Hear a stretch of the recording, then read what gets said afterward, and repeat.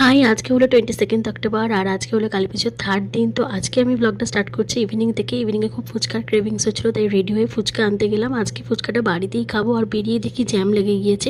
ফুচকা নিয়ে বাড়ি চলে এসেছি। আর বাড়িতে ফুচকা খেতে আমার অতটাও ভালো লাগে না, দাঁড়িয়ে খেতে যতটা ভালো লাগে। আবার দাঁড়িয়ে একা খেতেও ভালো লাগে না। আর তোমাদের ফুচকা বাড়িতে খেতে ভালো লাগে না দাঁড়িয়ে, সেটা কমেন্ট করে জানিও। আর কালকে যেহেতু বেরিয়েছিলাম, মানে 21 অক্টোবর সকালবেলা আমরা বেরিয়েছিলাম বড়মার দর্শনে, আর বিকালবেলা একটু প্যান্ডেল হপিং করতে বেরিয়েছিলাম।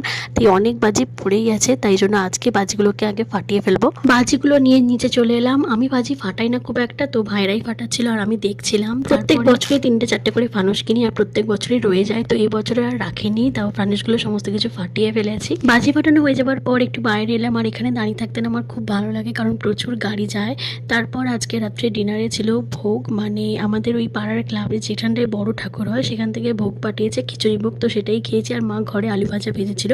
তো এই দিয়ে ডিনারটা সেরেছি। তারপর আমি স্কিন কেয়ারটা করে নিলাম। আর আমি নাইটে কি প্রোডাক্ট ইউজ করি সেগুলোর একটা ভিডিও আমি অলরেডি আপলোড করেছি, আমি ট্যাগ করে দিলাম, তোমরা সেখান থেকে দেখে নিও। আর আমার এইভাবেই কাটলো দিনটা। দেখা হচ্ছে নেক্সট ভিডিওতে। টাটা।